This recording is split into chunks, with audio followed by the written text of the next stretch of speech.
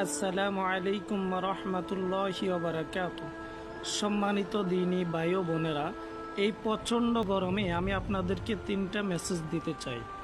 1 number মেসেজটা হলো যে আমরা আমাদের শরীরের মধ্যে পর্যাপ্ত পরিমাণে পানি থাকার দরকার, কিন্তু এই প্রচণ্ড গরমের কারণে, রোদের তাপের কারণে আমাদের শরীর থেকে পানিগুলা নির্গত হয়, বাইর হয়। এখন এই পানি শূন্যতা পূরণ করার জন্য আমরা বেশি বেশি করে পানি পান করব। যদি মনে না চায় তাহলে আমরা বেশি বেশি করে স্যালাইন পান করব, স্যালাইনের মাধ্যমে পানি খাবো। 2 নাম্বার, আমরা অতিরিক্ত ফ্রিজের ঠান্ডা পানি পান করব না, আমাদের সেহাত, আমাদের শারীরিক ক্ষতি হবে।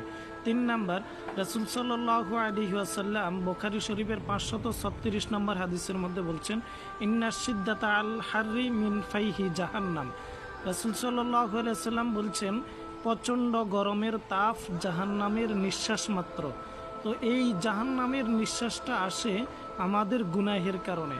আমরা গুনাহ ছেড়ে দেব আর ভবিষ্যতে গুনাহ করব না বলে ওয়াদা করব, আর আল্লাহ তাআলার কাছে ক্ষমা চাবো, মাপ চাইব। আল্লাহ তাআলা আমাদেরকে এই প্রচণ্ড তাপ থেকে আল্লাহ তাআলা রক্ষা করবেন।